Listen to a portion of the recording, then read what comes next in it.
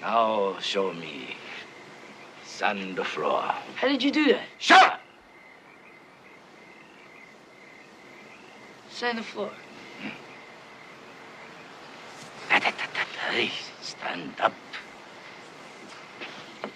Show me sand floor. Sand floor. Sand floor. Big sucker, sand floor. Sand floor. Yes. Now show me wax on, wax off. Hey.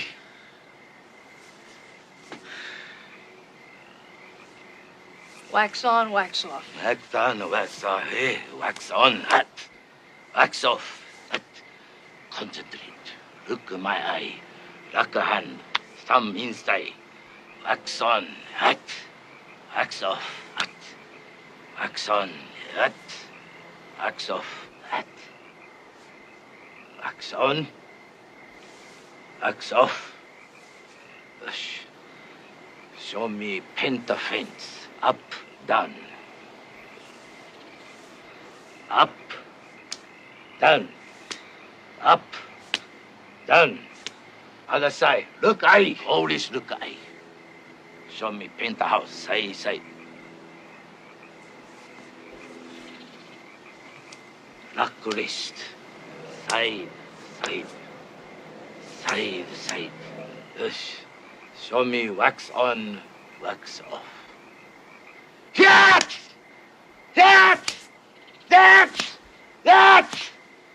Show me penta fence. That! Show me side to side. That! Show me sand floor.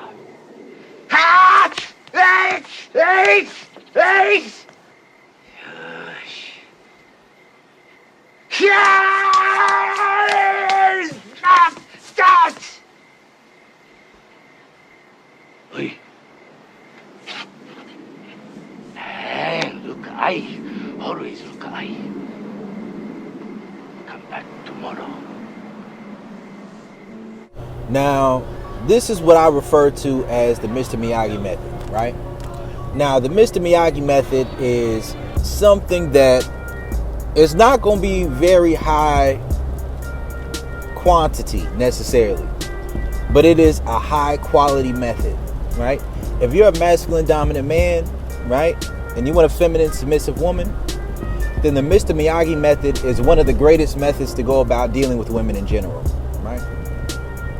It's one of the greatest methods because when you utilize the Mr. Miyagi Method of teaching, of leadership,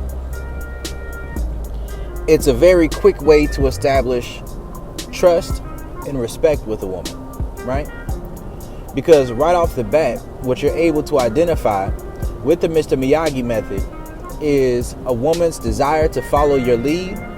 So that means that she sees you and she respects you, or she desires you. So submission, it does have some spiritual aspects to it, but for the most part, because when it comes to a woman, she's going to respond to how she feels, right? How she feels about you. So she's going to respond to how she feels about your essence as a man. That's something men need to understand. It's not always going to be just how attractive a woman thinks you are on paper. It's not going to be necessarily just how masculine she sees you as. To a certain extent it is. But a big part of what the Mr. Miyagi Method does is it exposes a woman's capacity to be feminine with you and submissive with you. Now, let me give a quick definition of what feminine and submissive means, right? So I break down sexual polarity into quadrants. These quadrants work on a basis of masculine and feminine, dominant and submissive. And when I break down these quadrants, we'll look at it like this.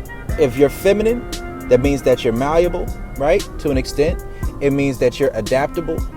It means that you know who you want more than you know what you want, which means that you would be willing to do something outside of, or at least to start something in a way that doesn't give you exactly what you want from the beginning, because you're already in a position where you decide that that person is what you're attracted to, that person is what you want. That's being feminine, right? So being feminine is just being malleable, right? It's just being malleable, and it means that you know who you want more than you know what you want. Now, being masculine means what? Being masculine means to be a solid structure, right? It means you're solid, means you're stable. It means that you know what you want. When you know what you want, that is more important than who it is that you're getting that from or who it is that you're giving that to. It means that you have a structured mindset about how you think a relationship is supposed to work.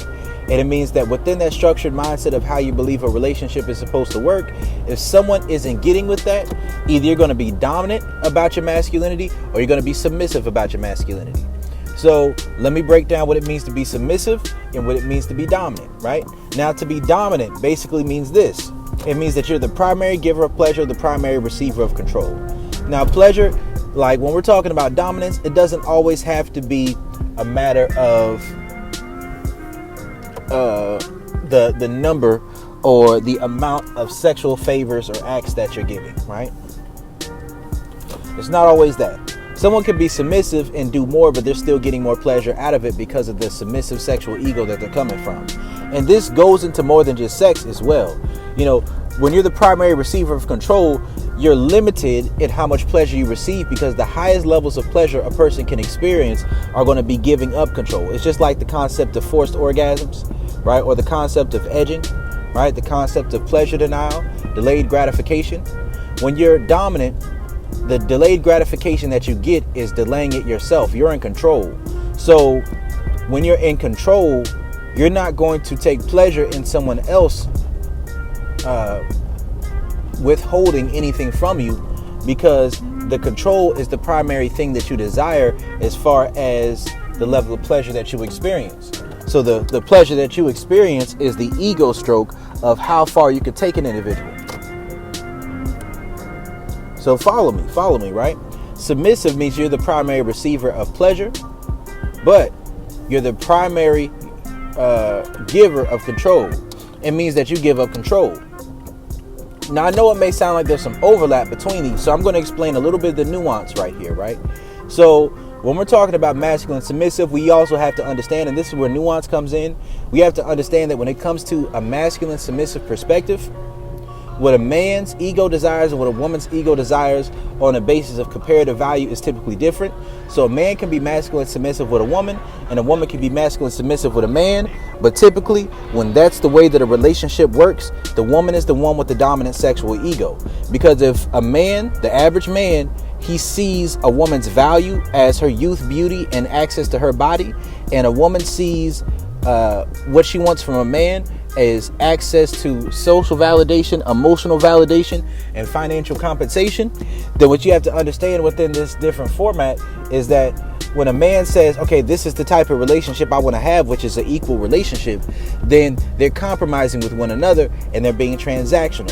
So that means that both parties are taking a masculine submissive role. That means they're both saying, okay, cool, this is what I want. This is how I want to operate. They agree on terms. And it's typically going to be terms that they either come to those terms while they're communicating with one another, or they had those terms before they met one another. So traditional dating can work like this, right? And how traditional dating can work is a man says, well, I'll take care of you, protection and provision. And in exchange for protection and provision, I want exclusive access to your body. So in that particular type of scenario, although the woman is masculine submissive, which means that she's cooperative, she has the dominant sexual ego because she's primarily giving the man pleasure in exchange for him working to provide resources. So I just wanted to break that nuance aspect of it down real quick. But now let's say I'm gonna jump back to the quadrant, right? So you got masculine, dominant, which means that you are the primary giver of pleasure, the primary receiver of control, but you have a logical mindset about how that dynamic should work.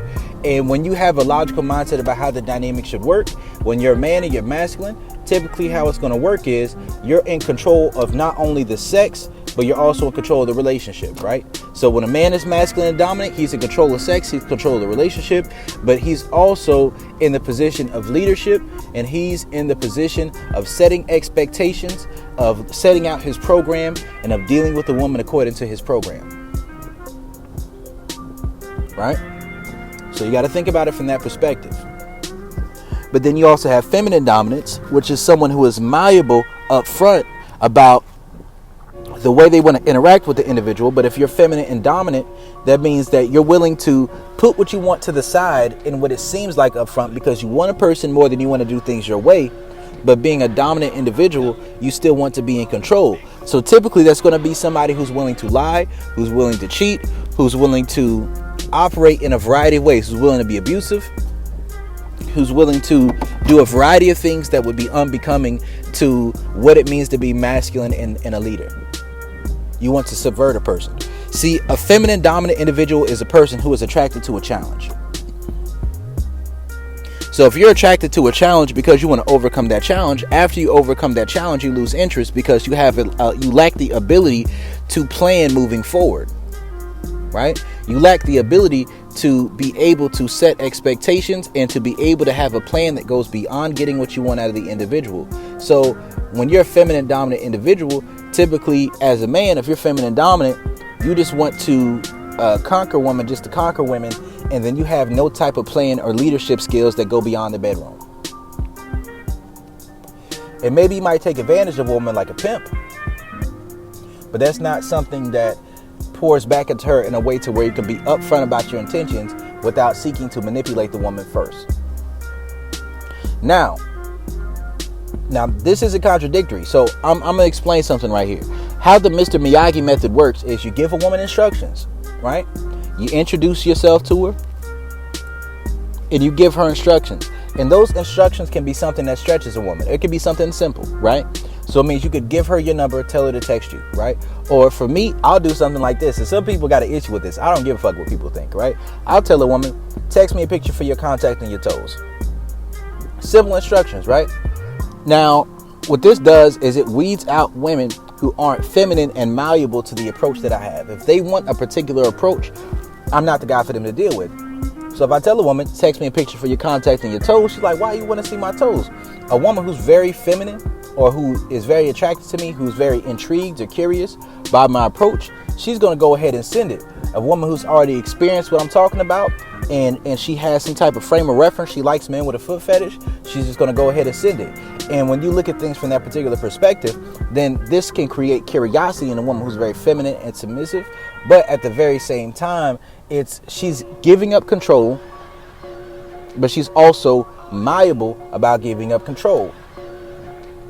Now, with the Mr. Miyagi Method, something that I heavily emphasize is the building and the preparing of smaller muscle groups to handle bigger tasks.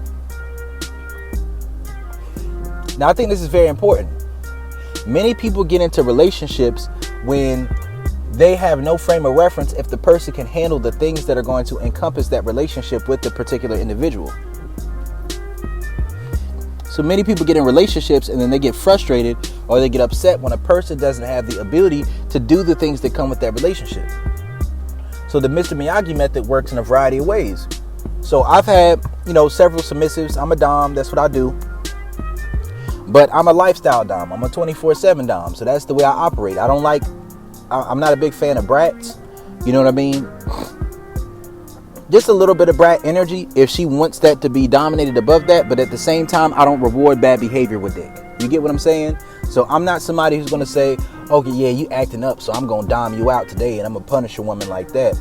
Nah, more so, if a woman's not behaving properly, I'm just not going to give her that same attention, that same energy, right? And if I could tell that it is something that's going on with her, right, and we have time in together, then I'll talk to her. I'll see what's up. But at the same time, something I understand is this: for some women, they don't move righteously. So when you understand that a woman doesn't move righteously, it's best to move on if a woman doesn't know how to follow instructions. If she desires you, that feminine stance is to where if something is going on, that femininity is emotional. So if she is unsure of what's going on, she'll reach out to you and she'll ask you, did I do something wrong? if you've already laid out your program and she recognizes that she tried to test you by going against what your standards and your expectations are, that she'll reach out to you and say, what's going on? I apologize. I realize how I went against it. But in that particular type of instance, a woman is looking at the situation from she desires you, she respects you, and maybe she just had a lapse of judgment in that moment to where she wanted to deviate from the program. And when she recognizes that you aren't going to tolerate that, then she is going to contact you and try to fix that. But you have to understand a daddy versus father effect. If a woman feels like you're on her case way too much, and everything that you have to say is negative, which means that you're probably prematurely integrated, then in that particular type of instance, it could put a woman into a mind state to where she will be frustrated and she will feel like you're more like a father than like daddy. Like, I'm a daddy dom. You know what I mean? Not necessarily in the age play type of way, but more so from the perspective of I like to be the one that a woman can talk to, the one that a woman feels comfortable sharing her experiences, sharing her true feelings, sharing her desires with me, right? And when you're in that particular way, but you're also dominant about it, there's a certain effect that can come with dominance when a woman's receptive to your dominance that you may not get to experience with many women, right? Unless that's just the way that you operate and you make yourself attractive enough to deal with women like that on a consistent basis. And the basis is this: you have the capacity for a woman to respect you and to desire to give up control to you, to the extent that things that she would feel are disrespectful with other people will be the things that she desires from you the most, because the way she views you is in a way to where she desires the things from you that she wouldn't desire from other people because of her respect and her desire level for you. Very important concept to understand. So that's where it's like, you call a woman your bitch, right? You'll say, you my nasty bitch, you my slut. But you could say that outside of the bedroom and it'll still be something that arouses that woman. You could say, shut the fuck up. Because of her experience with you, knowing that you're a benevolent leader, she knows that this is just something that stretches her beyond her social programming. This isn't something that is meant to disrespect or denigrate or put the woman down. Saying that you're my bitch and her saying that I'm your bitch is not from a perspective of saying that I think that you're subhuman. It's more so from a perspective of ownership. When a woman truly respects you and desires you, she desires to be a part of you. She desires to show her devotion to you. She desires to show that she respects you on a certain level to where she can interpret the stimuli that you give her beyond the surface level. So she wants to belong to you. Like, when a woman wants to belong to you, when that pussy is yours, then she feels like, yes, I'm your bitch. Yes. I love that. That when you say things like that are aggressive, it gets her pussy instantly wet, right? She gets instantly aroused. So part of how the Mr. Miyagi Method works is stretching a woman's capacity, right? And she has to have enough security to do this. So when you're stretching a woman's capacity, if she has enough security to go through this, then once you stretch her, right? And that's what giving her instructions, that she doesn't immediately see the return on investment of those instructions without communicating how you're going to reciprocate her. When she goes through that process and she learns intrinsic reward, intrinsic motivation, and intrinsic value when it comes to following your instructions, that's a woman who's going to be willing to follow your lead without you having to explain everything ahead of time.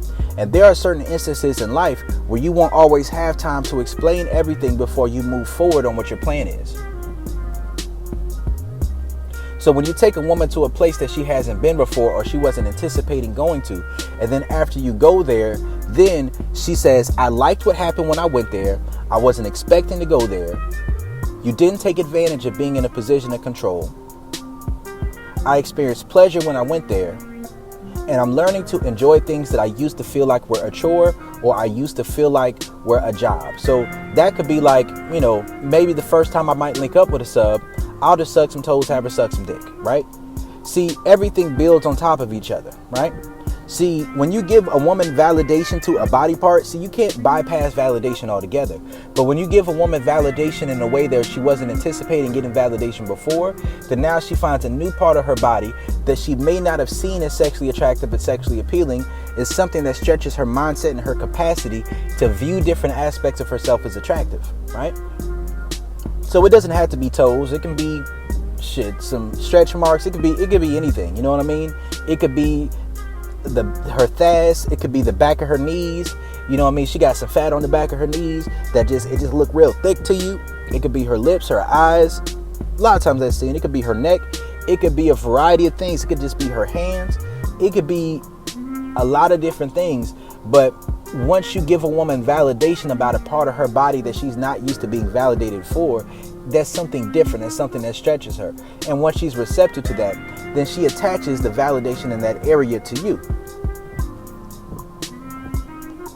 And when a woman truly respects you and she desires you, a woman will start to somewhat show those things off. So it's like, once I start dealing with a woman in a particular way, let's say I like white toes. Then typically women who deal with me, they'll start wearing white toes and they'll start wearing their toes out. Maybe they like to wear tennis shoes. But now they might start wearing more flip-flops with the toes out, getting compliments for it. And when a woman does things because of what you told her, and then she starts receiving validation from other people, then she also connects that back to you. Right? So that means that she's getting a return on the investment that extends outside of you. Right? And the Mr. Miyagi method can work in a variety of ways. It can work beyond just sex and attraction too. It can work financially. It can work with a woman's goals, her passions. So I like to deal with women who are artists because I'm an artist. So I'm a rapper, right? Let's say you have a woman rap on a beat that she didn't think that she liked at first. But then when she posts it online, it gets a good bit of views. It gets a lot of people saying that they liked it. When a woman is in a position where she can trust that when she does something that she didn't think she wanted to do ahead of time, that she likes it, it puts her in a different position. One thing about me is I can cook pretty damn good. So I'll cook something for a woman she may not have anticipated liking ahead of time, but that she never had before. And once she has that experience, she likes it. See, how this ties into the Mr. Miyagi Method is that with the Mr. Miyagi Method, how did it work? You know, one, he displayed himself, his skills, his expertise. But when Daniel-san came to him and wanted to learn martial arts, Mr. Miyagi told Daniel-san, wax on, wax off, sand the floor, paint the fence, right? So you could just have a few different areas where you do this in. Like one area I like to do this in is oral sex. So I might have a woman come suck some dick, right? Now, when you know how to use your eye contact, you know how to give a woman a certain level of validation in your moans. You know how to stare her down in a way to where she feels like you're penetrating her even though she's acting on you sexually. And a woman gets aroused. You're teaching her techniques that improve her dick sucking skills and capabilities. Then something that can happen is a woman can get addicted to giving you head, right? And when a woman's addicted to giving you head and she respects you and she desires that stretching, then you can take a woman to a place where she's never deep-throated and then she could deep-throat before. She could deep-throat now. See, this is part of the reason why it's important to have a woman who's receptive to your dominance and your masculinity.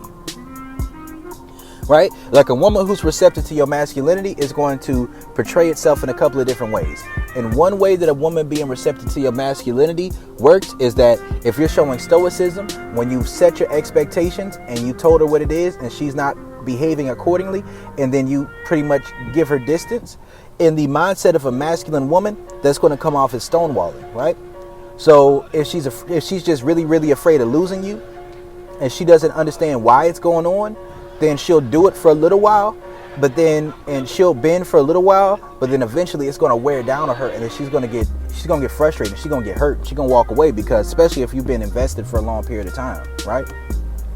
Because after a while, the last thoughts that she had about you were mostly negative when it comes to having negative experiences with you. So she's not going to really think about the positive experiences. She's going to think more so about the negative experiences. That's where daddy versus father effect comes in. But something else to understand within this particular method is that certain things that are considered abusive are just scenarios in which a lot of women have masculine energy, or a lot of men who want to play the follower role have masculine energy, and they aren't receptive to an individual who's already set their expectations, who's already said what they want, already said what they're trying to do. And then when a person gives them that quietness, to give them time to think about what it is they've already been told and already what was said, they're more reflecting on the fact that they feel like insecure, or more reflecting on the fact that a person is triggering their insecurities, then they are taking that time to reflect on, has this person already told me what they expect from me? So that's how in this day and age, most relationships are going to be masculine submissive, or feminine dominant, masculine submissive, right? So most people want to play the masculine submissive role with a person who's masculine submissive, not understanding that if either one of them is sexually overstimulated or emotionally overstimulated, they're going to be unsatisfied and one or both parties are going to stray.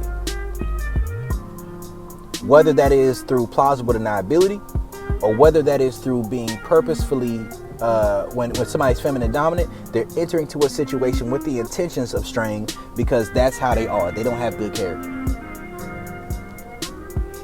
But let's say it's stonewalling. Let's say it's gaslighting and validating someone's emotions, right?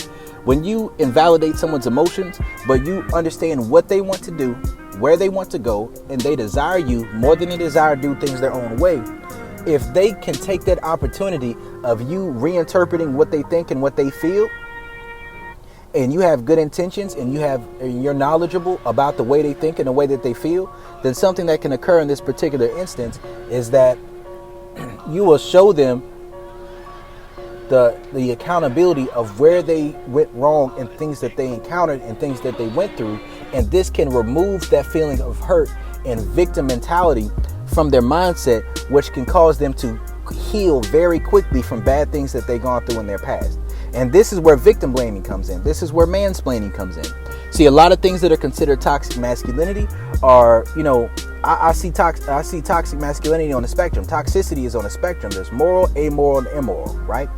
So when a woman is feminine and submissive with you, right, what can happen in these particular instances is that things that would typically be considered toxic because maybe it's aggressive or maybe it's abrasive will be things that she's lubricated to experience. So when she's lubricated to experience those particular things, it puts her into a mindset to where it can help her overcome things a lot quicker than that very slow, tedious, tenuous process of trying to go through hella therapy to get over issues that she's encountered in her past. And I also call that the bigger fish theory, right? It's exposure therapy.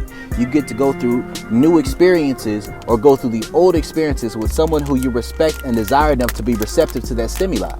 So one thing could be a woman who's used to a man cheating on her, right?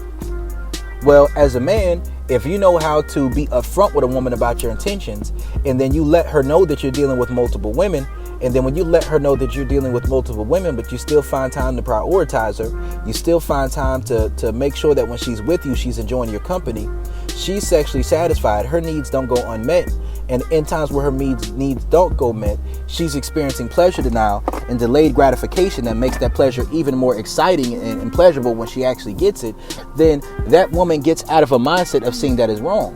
When a woman doesn't see you as the type of man who will date a woman just because she's attractive, then a woman's not going to feel insecure about you having sex with other women.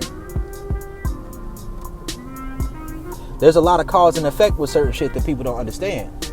Like many women, they have a fear of a man who's dealing with multiple women, even though that's what they're sexually attracted to. It causes them to have a certain triggered reaction to certain experiences that they've had. And men are the same way. I know me, when I first started learning game, I first started working on my program, I knew that I couldn't adequately have any level of safety and security within myself until I dealt with women who were actively sleeping with other men, so that I could see that it wasn't the end all be all of the world.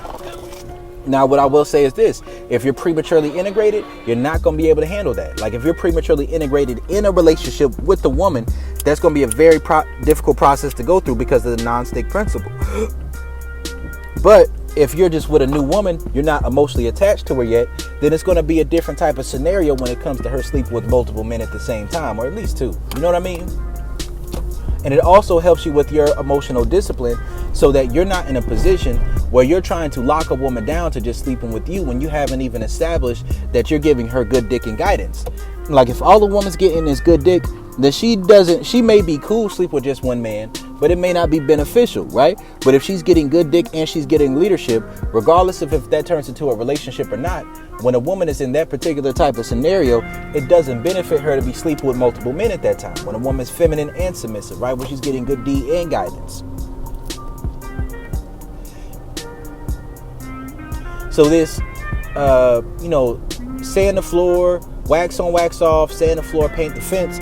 This is a particular type of dynamic where if a woman's feminine and submissive with you and she takes your guidance and your instructions, at least a certain level of cooperative, after she experiences these things where she's pouring into you, then she goes to another place. So another thing can work like this. Let's say a woman's giving you head, right? You have her come through, suck some dick. She's going through pleasure denial. It works like edging outside the bedroom. So when this particular type of instance occurs, a woman can even start getting to the place where she intrinsically desires to suck dick. You don't understand how valuable having an intrinsic desire to suck dick is, and an enjoyment in those things is, when it comes to a woman's ability to sustain her relationships. That means that even if she's in a relationship with a man and her sex drive isn't as high as his, then she can compensate for that with sucking dick, right?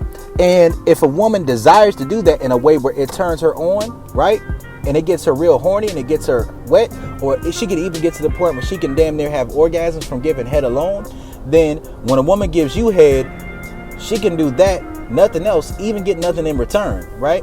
And from that place, she'll be so aroused that every time she does it, she's getting hornier and hornier, up until the point where when she finally gets it, she's going to be having orgasms from penetration much quicker. And one thing I said in my dominant sexual ego versus submissive sexual ego, in my video, Sex Coach Unlocks the Secrets to Orgasms and shit like that. In that particular video, what I'm talking about is, so oftentimes most women are in their dominant sexual ego because of their masculine energy, and that's what prevents them from being in a position where they can have orgasms from penetration, squirting orgasms, multiple orgasms from penetration, and a variety of things without the need for clitoral stimulation. Now, you can treat clitoral stimulation like a treat. Now, what I say is this: a big part of this is making dick a gift. Dick is a gift. But if a woman feels like she's giving you pussy, dick will never be a gift, because she feels like she's giving you something. So how is giving you something a gift to her? Now, if a woman respects you and she desires you, then she does feel like it's a gift to have an opportunity to do something for you. So another thing could be cooking, right? Now, if you know how to cook yourself and you can teach her how to cook better, you could put a woman on your program to where you have developing a cookbook as part of your program, right?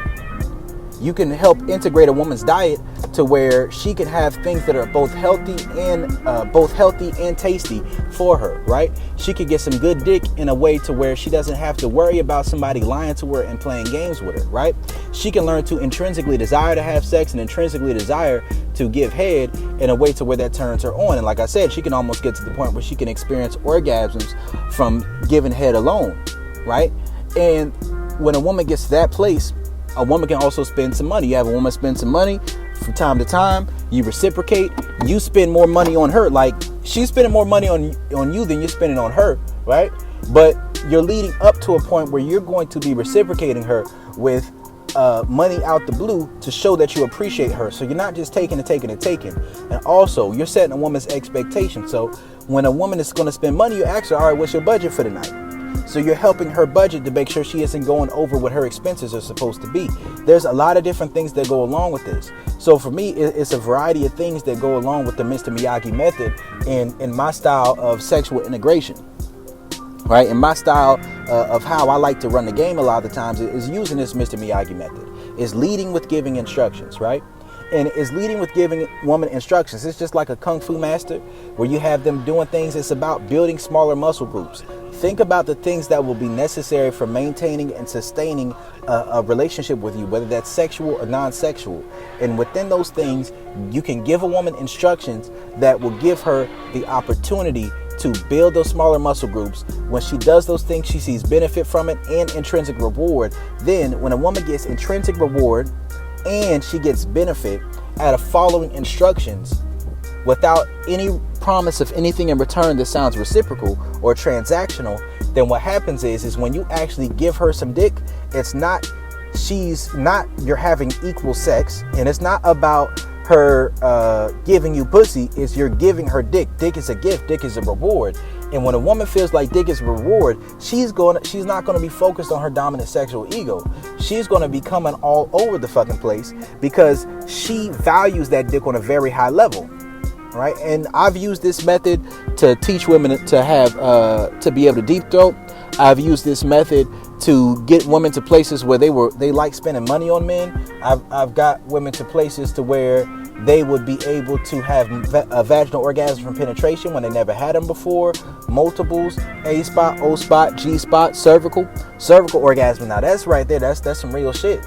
And I've also helped women develop fetishes like this. Like when a woman starts to develop fetishes for her feet. I've helped women start to develop having a strong level of attraction and love for their own natural hair, for their own natural bodies using this method. I've helped women when it comes to getting out of their shell, because when a woman respects you on a very high level, then what you have to understand is that when it comes to life, when it comes to beliefs and thought processes and mindsets and ideals, you have to understand that there has to be some type of pleasure or an emotion that goes along with that mindset, because a mindset or a belief without the emotion that goes along with it is just a thought. And anytime another emotion comes up that's stronger than that, then the social programming will be stronger than your program. And if she has negative things within her social programming that limit her, then that programming is going to overcome it. And that's only a woman who's cooperative. So that means that you're going to have to be very reciprocal. You're going to have to be very compromising. And you're going to have to be very much on the communication side. And I believe communication is overrated. But when everything is based on communication, when everything is based on reciprocation, when everything is based on things being equal and 50-50, quote unquote, something that can happen is you will limit someone's ability to have intrinsic reward in the behaviors that they do. So that means if you're in a position where you don't have a lot of money, then it's going to be difficult for you. If you're in a position where certain things work a particular way, it's going to be very difficult for you. But when you're utilizing the Miyagi method, then you may not have the highest number of women, but the women that you deal with are going to love your dirty draws. And if you have knowledge, you have leadership, you have ways of improving their lives and their lifestyles and their mentalities, they will appreciate you for that. And it doesn't have to turn into a relationship. Now, know how to get a woman to that place. You can use this method to help a woman get in better shape. You can use this method to help a woman improve her self-esteem. It sounds counterintuitive, right? To dominate a woman and think that helps her self-esteem. No, it can. You know, you can use this method to help a woman in a variety of ways. And you're helping yourself. You're being honest. You're making her pour into you first. So it's not a matter of you're taking advantage of her. And it's not a matter of she doesn't trust you because she doesn't know what you're getting out of it. She knows what you're getting out of it because she's giving that to you up front.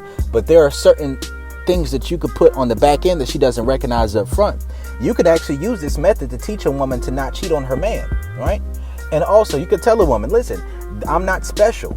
I'm not special. Like me, I'm only like 5'9", maybe 190 pounds, something like that. I don't know. I'm not no super nigga. I ain't got a whole lot of money. You know what I mean? I'm gonna have some. I'm building myself. I'm building something. But if you establish this method, then a woman can deal with you even when you don't have a lot of money, even when you're not in a position where it's that looks, money, status shit. You can have a certain effect on a woman to where if she fucks with you the long way and you get her to that place, then you set up in your mind that you're going to reward her and take care of certain things to show her that you appreciate how she's been with you. But this is Coach Brodie. This is the Mr. Miyagi Method, or this is the Miyagi Method. I'm out.